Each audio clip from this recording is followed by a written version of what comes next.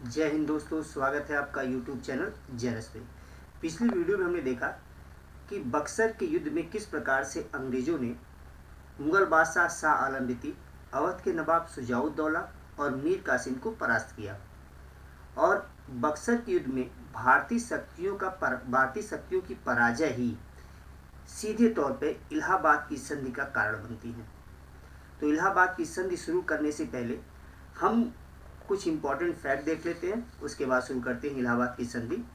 तो क्वेश्चन ये पूछा जाता है कि बक्सर के युद्ध के समय अब बंगाल का नवाब कौन था।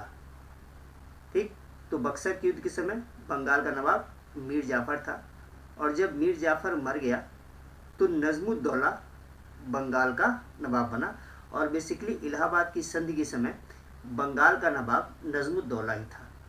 1765 में क्लाइव दूसरी बार बंगाल का गवर्नर बनकर आता है और जब ये भारत आता है तो बक्सर के युद्ध में हारी हुई दो बड़ी शक्तियों यानी कि मुगल बादशाह और अवध के नवाब, इन दोनों से अलग अलग संधि करता है और इसी संधि का नाम है इलाहाबाद की संधि।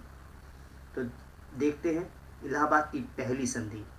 तो इलाहाबाद की पहली संधि 12 अगस्त 1765 को हुई थी और यह संधि मुगल बादशाह शाह आलम द्वितीय और बंगाल गवर्नर क्लाइव के बीच हुई थी। इस संधि के अनुसार बंगाल, बिहार, उड़ीसा की दीवानी स्थायी रूप से अंग्रेजों को दे दी गई।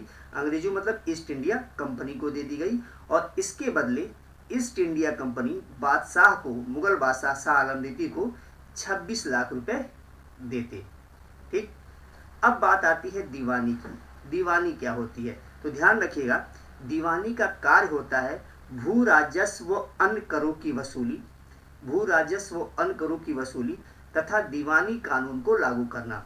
तो दीवानी का कार्य क्या होता है, भू राजस्व तथा अन्य करों की वसूली करना तथा दीवानी कानून को लागू करना। अब दीवानी कानून क्या होता है तो धन और लगान से संबंधित कानून दीवानी कानून में आते हैं। ठीक, तो चलिए अगले फैक्ट को देखते हैं इसके इलाहाबाद की प्रथम संधि के। कारा और इलाहाबाद के जिले अवध के नवाब से लेकर के मुगल बादशाह को दे दिए गए। तो कारा और इलाहाबाद अवध के नवाब का था, इसको अवध के नवाब से ले लिया गया और दे दिया गया मुगल बादशाह को। इसके अलावा हैदराबाद का उत्तरी जिला जिसका नाम है उत्तरी सरकार, उत्तरी सरकार अंग्रेजों को मिल गया। ठीक, और ये अंग्रेजों को देगा कौन, मुगल बादशाह शाह आलम द्वितीय ने उत्तरी सरकार को अंग्रेजों को दे दिया। अब गुलाम हुसैन लिखते हैं इस संधि के बारे में कि इस संधि की शर्तों को तय करने में उतना भी समय नहीं लगा जितना कि एक गधे को खरीदने में लगता है। इसका मतलब ये हुआ कि मुगल बादशाह शाह आलम द्वितीय इतना ताकतवर नहीं था कि इस संधि की शर्तों को बदलवा पाए या विरोध कर पाए या देरी करवा पाए। ठीक, तो चलिए आगे बढ़ते हैं। अब देखते हैं इलाहाबाद की दूसरी संधि। दोस्तों, इलाहाबाद की दूसरी संधि हुई थी 16 अगस्त 1765 को और यह संधि अवध के नवाब शुजाउद्दौला और क्लाइव के बीच हुई थी।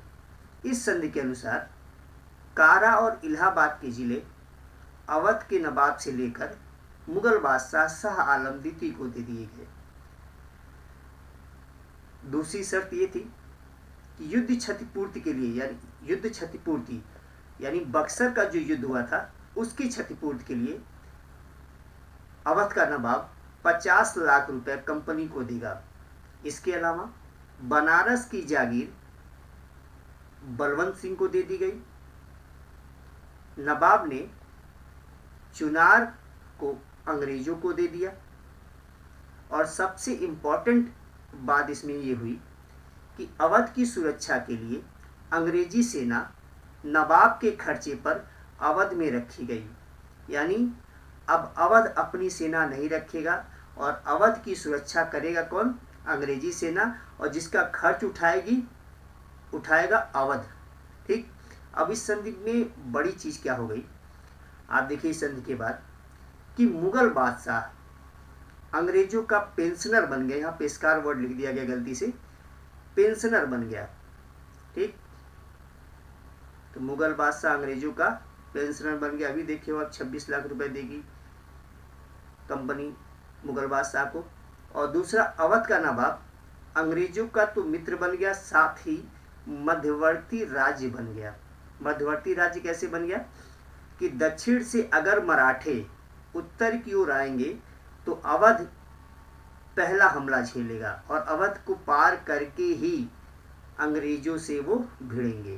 तो ये बफर राज्य बन गया, बफर स्टेट बन गया, मध्यवर्ती राज्य बन गया।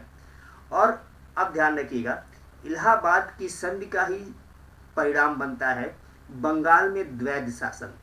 तो बंगाल के द्वैध शासन पे हम डिस्कस अगली वीडियो में करेंगे।